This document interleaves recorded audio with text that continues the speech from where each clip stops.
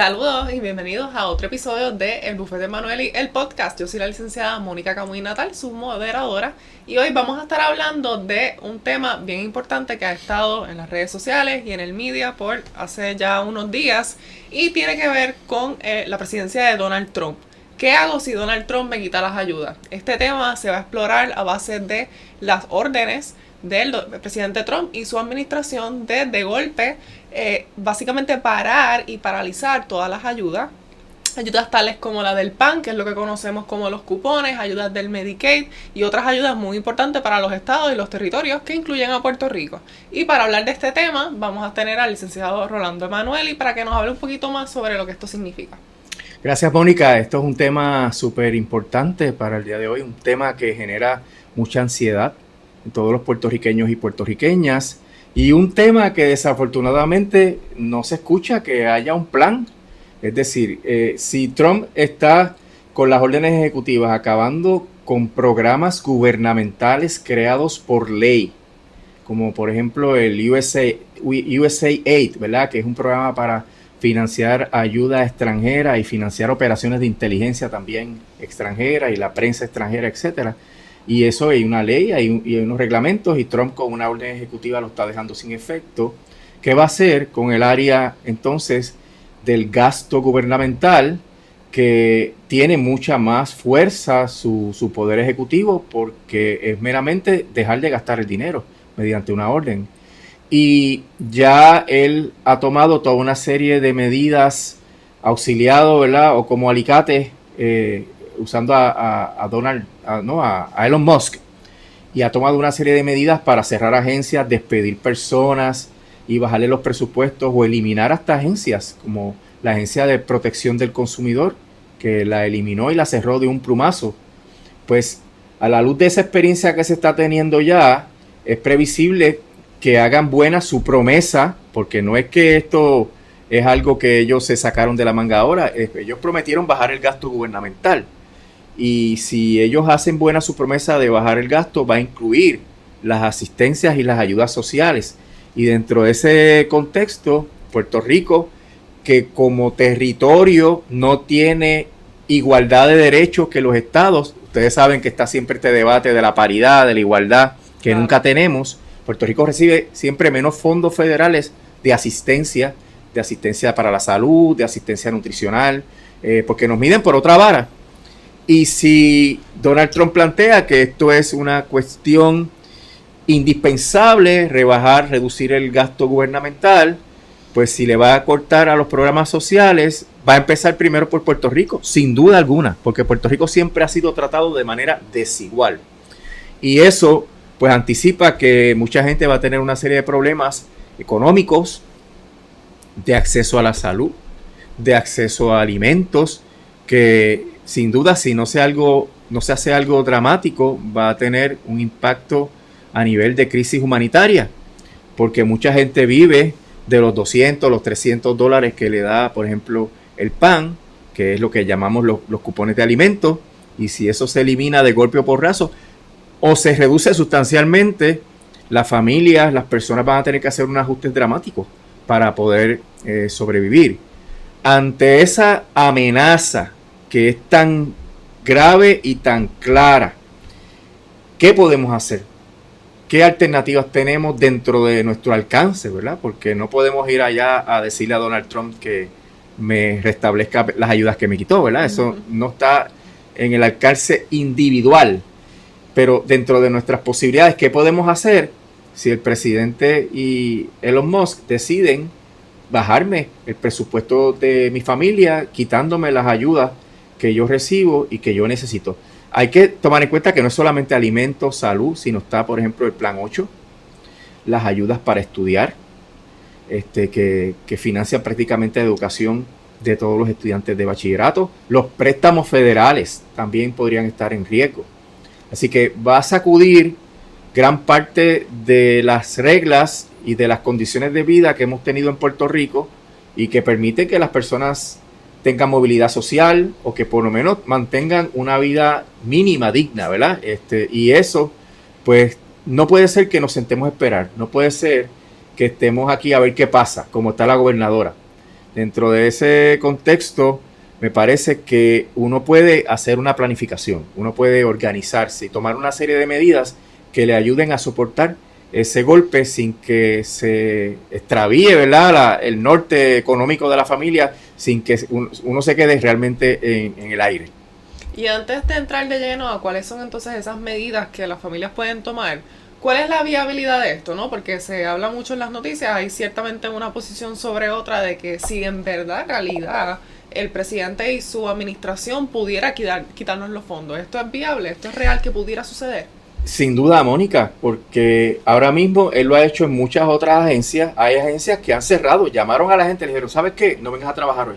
A los suplidores, ¿sabes qué? No me traigas las entregas. A los contratistas independientes, no vengas a trabajar, no me entregues ningún proyecto porque no te voy a pagar.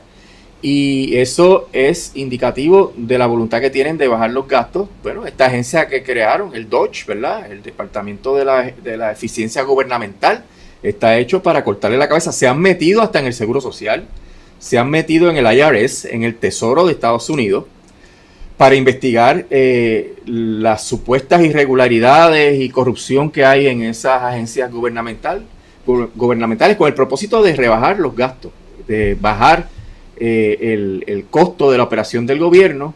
Y eso no es cuestión de nada, de que ellos empiecen a decir cuánto van a bajar. Y si no ocurre de esa manera, mediante órdenes ejecutivas, ya en el Congreso se están discutiendo las resoluciones de presupuesto que incluyen cortes dramáticos a esa asistencia social. Acuérdate, Mónica, que dentro de la filosofía republicana y conservadora, ellos piensan que tú eres pobre porque tú quieres. Y si tú eres pobre es porque no estás trabajando lo suficientemente fuerte. Y si tú quieres trabajar en una economía donde no hay empleo, tú tienes que aceptar el salario que te den. El 725, que es el mínimo federal, pues tú tienes que conformarte con ese salario. Y eso hace que esa visión filosófica pretenda entonces que el gobierno no tenga que ayudar a nadie. Aún a personas que no pueden trabajar, a personas que están desvalidas, que son vulnerables, pues eso no le importa, porque tú tienes que resolverte, porque el individualismo que permea esa sociedad establece que cada cual tiene que buscársela. Y en ese contexto, pues no le importa, no les va a temblar la mano para reducir estas ayudas. Lo que pasa es que es una cuestión de tiempo. Acuérdate que son muchas cosas que están haciendo a la misma vez y tienen mucho sobre el plato, tienen mucha litigación de los grupos perjudicados por estas medidas y por gente y organizaciones asociadas al Partido Demócrata. Y esto va a tomar un tiempo en lo que el polvo de la polvareda esta se asienta y va a quedar claro hasta dónde puede llegar el presidente. Esto va a llegar hasta el Tribunal Supremo. Así que todas estas medidas que él tome sobre fondos van a llegar hasta el Tribunal Supremo. Y si el Supremo resuelve lo que se ha anticipado de que le va a dar más poderes al presidente, pues de seguro el presidente va a poder hacer eso. Pero digo, si no lo dejan hacer eso, el Congreso va a tomar una serie de medidas que no son inmediatas, de seguro es para el próximo presupuesto, pero que eso está a la vuelta de la esquina. Eso es durante este mismo año, en el verano. Así que la situación es alarmante porque sí, puede ocurrir con bastante certeza que esas ayudas se rebajen. Y es importante hacer hincapié también que alrededor del 45% de la población en Puerto Rico está bajo los índices de pobreza y eso quiere decir que entonces reciben varias ayudas simultáneamente, ¿no? Hay familias que reciben el PAN, que es lo que comúnmente le dicen los cupones, pero también sección 8 para vivienda, también reciben PKP o también reciben unas ayudas específicas, así que es realmente una amenaza de doble, triple partida para todas las familias puertorriqueñas, ¿no?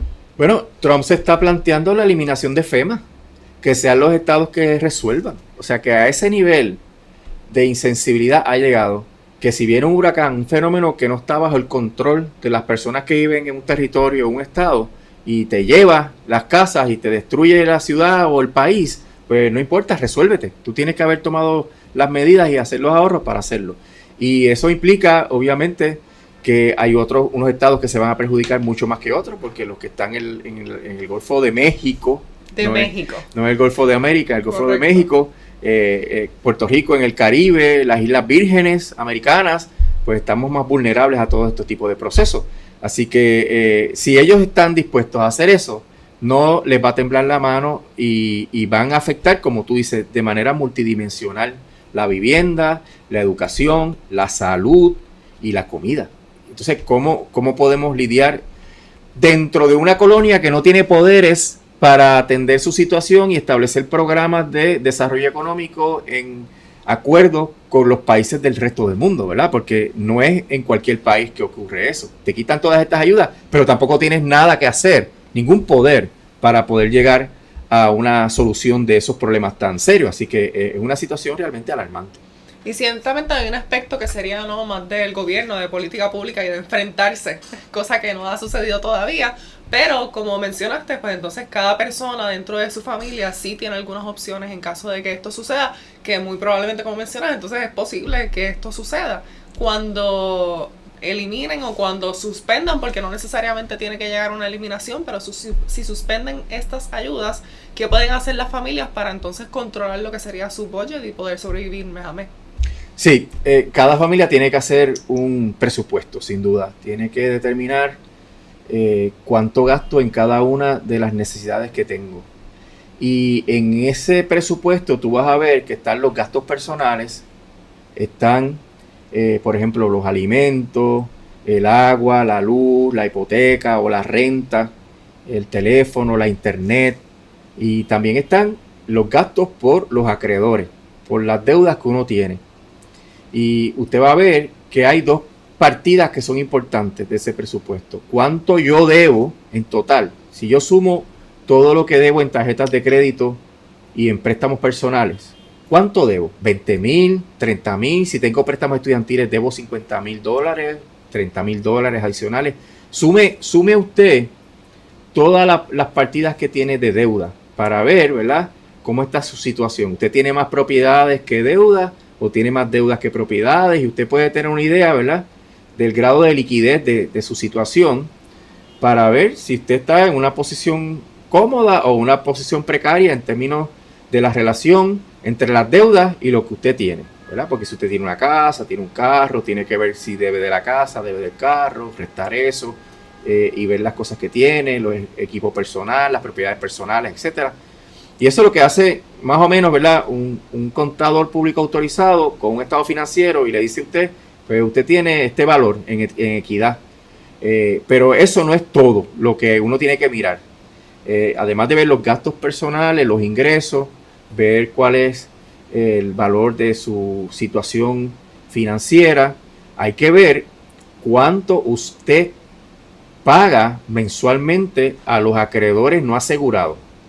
Ya hemos explicado anteriormente qué es eso de un acreedor no asegurado. Es uno que no tiene garantía de pago, que no hay una propiedad que garantice el préstamo, que no hay una propiedad que garantice la hipoteca, sino que es meramente por el prestigio que usted tiene como deudor, ¿verdad?, el rating que le dan en las casas que velan por el crédito de las personas y que registran el crédito de las personas, pues usted con eso le dan un préstamo y se establecen unas condiciones de pago y usted dice, pues yo voy a pagar por ese préstamo $150 mensuales.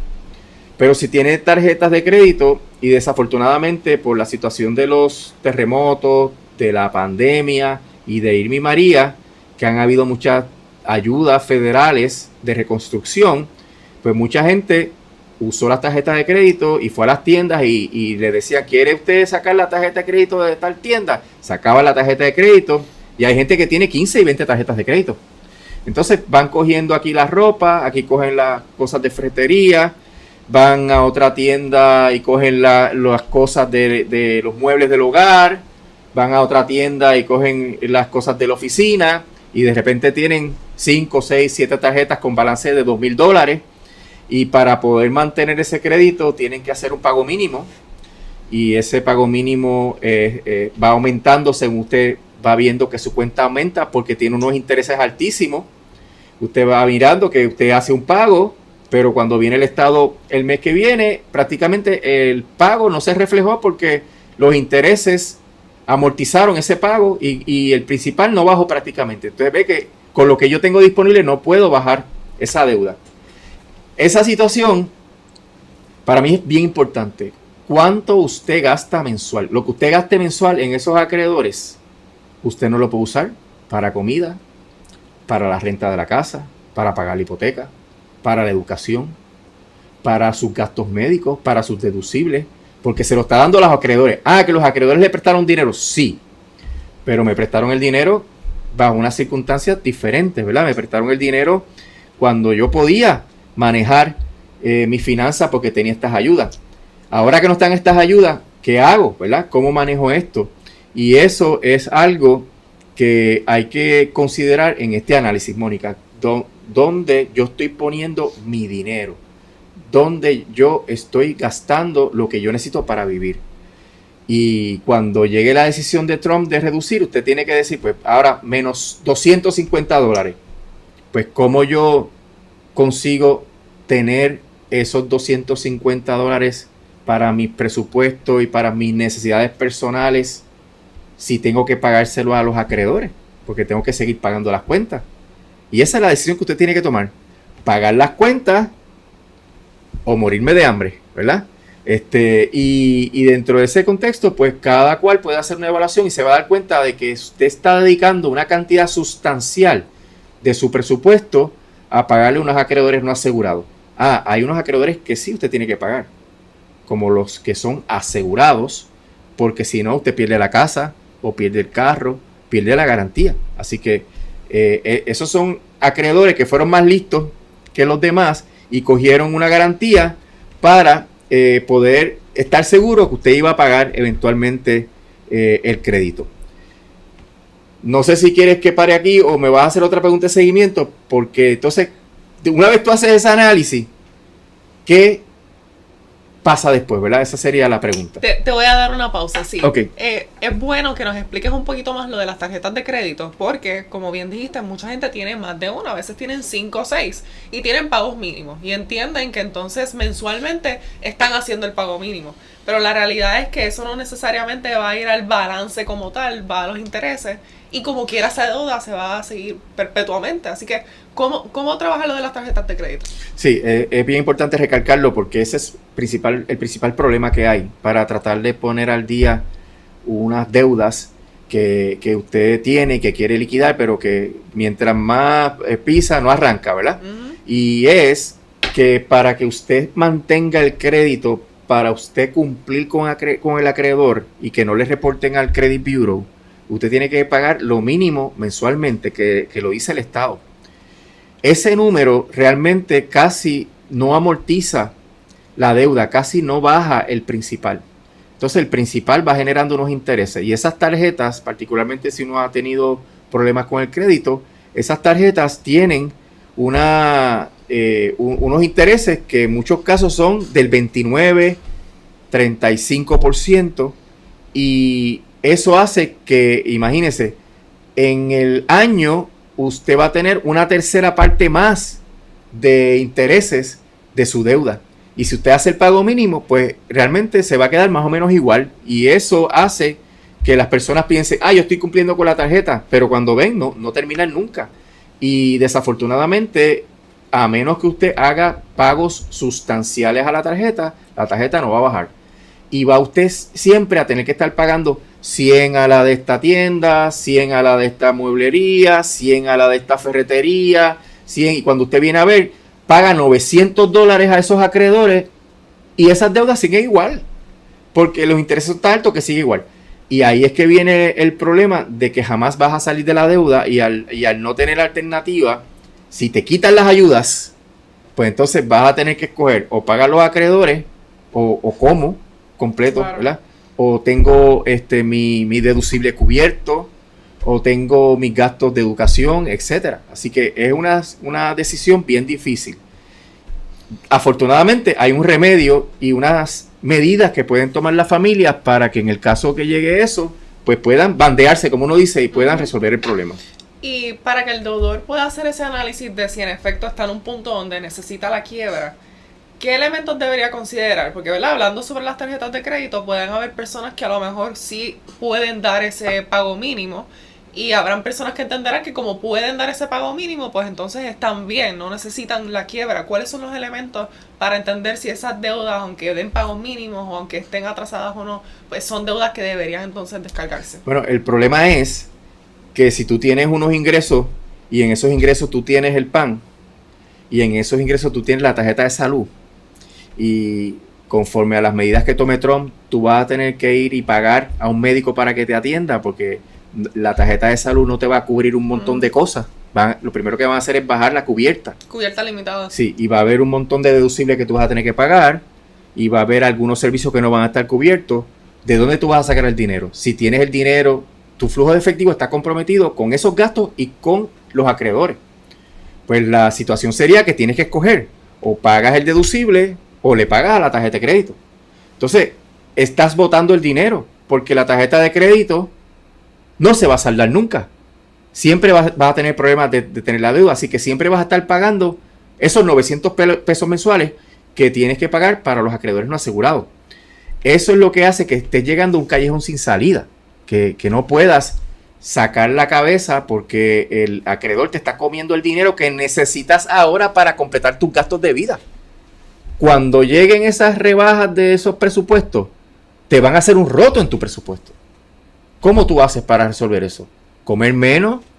¿No ir al médico? Eso no son soluciones viables. Te vas a enfermar, te vas a empeorar si tienes alguna condición, y eso hace que tengas que tomar la decisión de considerar una quiebra. ¿Por qué una quiebra? Porque con la quiebra tú puedes eliminar o reducir sustancialmente el pago a los acreedores no asegurados. Y si realmente tu situación es precaria y tienes muchos gastos personales, pues con un capítulo 7, por ejemplo, esos 900 pesos que tú pagabas de pagos mínimos, que jamás ibas a terminar de pagar esas tarjetas de crédito, se eliminan. Se van a cero. Y entonces tú tienes 900 pesos que te sobran para cubrir las necesidades que antes cubrían las ayudas. Antes cubría el plan 8. Si te quitan el plan 8, tienes que buscar los 800 pesos de la renta. Mínimo. ¿De dónde vas a sacar eso? Bueno, de lo que le pagabas a los acreedores a la tarjeta. Eso es una solución inmediata en el proceso, porque en realidad esto es una cuestión bien rápida. O sea, 2 meses que tú dejes de pagar la renta, te quitan la propiedad, te radican un desahucio, ¿verdad? Toma un poquito de tiempo, no se alarmen. Hay que erradicar el caso, se tiene que dictar una sentencia, tiene que haber un desalojo, pero es un asunto que en 3 o 4 meses tú puedes tener un problema de vivienda.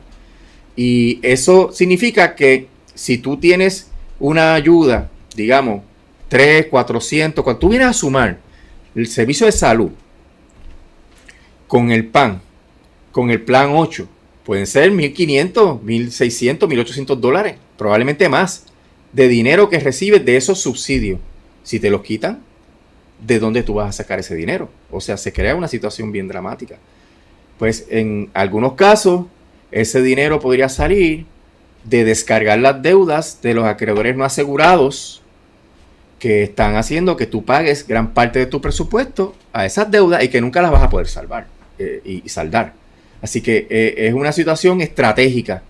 Si ya se supiese, Mónica, no lo sabemos con concreción, pero si ya se supiese qué va a pasar específicamente en cuanto a cómo se va a reducir el presupuesto de esas agencias en Puerto Rico, pues ya rápidamente todas las personas recipientes de esas ayudas tienen que empezar a tomar medidas, hacer ese análisis del presupuesto, ver cuánto dinero representan esas ayudas, ver cuánto dinero yo le pago a los acreedores y ver si la quiebra me ayudaría a salir de esos acreedores para poder redirigir ese dinero para cubrir las necesidades personales.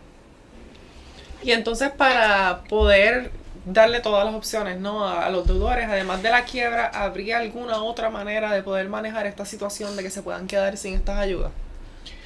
Bueno, una de las cosas que hay que hacer también es reducir los gastos familiares. Y hay que tomar muchas medidas también de tratar de conseguir empleos mejor remunerados. Yo no esperaría mucho del gobierno, porque el gobierno no creo que tenga un plan para lidiar con esta situación. Hasta ahora no ha anunciado ningún plan. Y uno puede depender de la ayuda comunitaria, uno puede depender de la ayuda familiar. O sea, uno no se puede dejar morir. Y Puerto Rico es un pueblo muy solidario. Puerto Rico es un pueblo que ha pasado por situaciones bien difíciles, y yo estoy seguro que en ciertas circunstancias de precariedad siempre va a haber alguien que le dé la mano a uno. Pero eso son soluciones temporeras. Aquí tendríamos que tomar medidas de país, medidas realmente para sacarnos del subdesarrollo que tenemos y sacarnos de la situación de extrema pobreza que como mencionaste, más del 40% de la gente aquí es pobre, más del 60% de los niños son pobres y en realidad nuestra economía no está creciendo. Así que además de lo que uno puede hacer personalmente o como familia que estamos hablando aquí, hay que hacer algo como país. Y ese plan, pues, usted tiene que formar parte de ese plan y apoyar a la gente que esté presentando un programa para salir de esa dependencia y mejorar la situación del país. Y ciertamente suena alarmante y no es el propósito, ¿verdad? Nosotros de que suena alarmante, pero es algo real, ¿no? Ya han habido planes, ya han habido órdenes, lo que pasa es que luego entonces la revocaron. Pero es una situación que ya afecta a las familias de por sí, la austeridad en Puerto Rico y la pobreza. Pero si le quitan ciertas ayudas de cuales las familias dependen, entonces el boquete financiero para esas familias sería mucho más grande, ¿no? Entonces la opción de la quiebra ciertamente puede ser algo que puedan pensar desde ahora, ¿no? Que puedan asesorarse desde ya. Sí, ¿qué pasaría? Hagan el ejercicio mental. ¿Qué pasaría si me quitan estas ayudas? ¿Cuánto suma estas ayudas? ¿Cuánto yo pago a los acreedores no asegurados mensualmente? Y puede ser, Mónica, que la situación no sea tan sencilla porque puede ser una familia que no tenga muchas deudas, que tal vez esté recibiendo $500 de ayudas, pero tenga más que 200 en pago. Pero algo es algo. Son $200 que podrían pasar a la parte del presupuesto de cubrir los gastos personales, ¿verdad? Claro, sustancial. No resuelvo todo, pero por lo menos puedo hacer la compra, ¿verdad? Y eso es un análisis que afortunadamente un abogado de quiebra, un abogado o abogada de quiebra puede hacer ese análisis de su presupuesto y puede indicarle qué medidas puede tomar. Aún sin decidir erradicar una quiebra, puede indicarle qué medidas puede tomar para poder balancear mejor su presupuesto y poder tomar una decisión más informada, que es lo que es importante aquí. Poder tirar los números y decir, pues mire, usted depende de estas ayudas, que esto suma tanto, y paga esto en acreedores. Si estos acreedores no estuviesen, usted tendría este problema resuelto.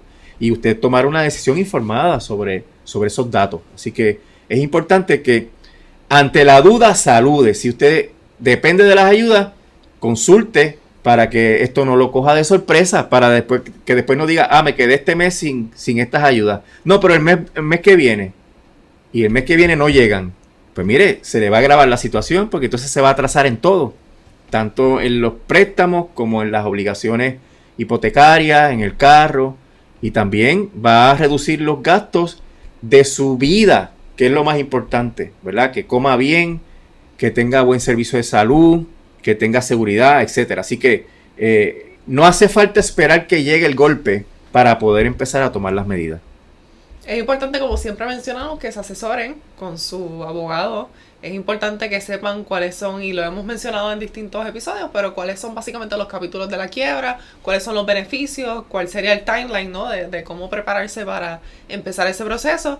Y cualquier ayuda, cualquier asistencia, el Bufete Emanueli trabaja con esto directamente. No tiene que hacer necesariamente, obligatoriamente la quiebra, pero si tiene alguna duda, consulte. Y como te digo, pues saluda ante la duda y así puedes obtener un panorama de lo que sería entonces básicamente tu vida post-quiebra versus ahora con todas estas deudas.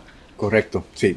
Y como siempre, ¿verdad? Estamos aquí los jueves a las 5 de la tarde tocando esta serie de temas. Le vamos a dar seguimiento sin duda a todo lo que esté ocurriendo con el tema de Donald Trump y de la relación de Estados Unidos y Puerto Rico. Así que escuchando el podcast o viendo el podcast se va a mantener al día sobre esos temas. El podcast está en YouTube, en el canal del Bufete Emanueli, y está en todas las plataformas de podcast para que si no pudo verlo en vivo, lo pueda ver posteriormente. Así que nos podemos retirar. Nos vemos en la próxima entonces. Gracias, Mónica. Hasta luego. Nos vemos.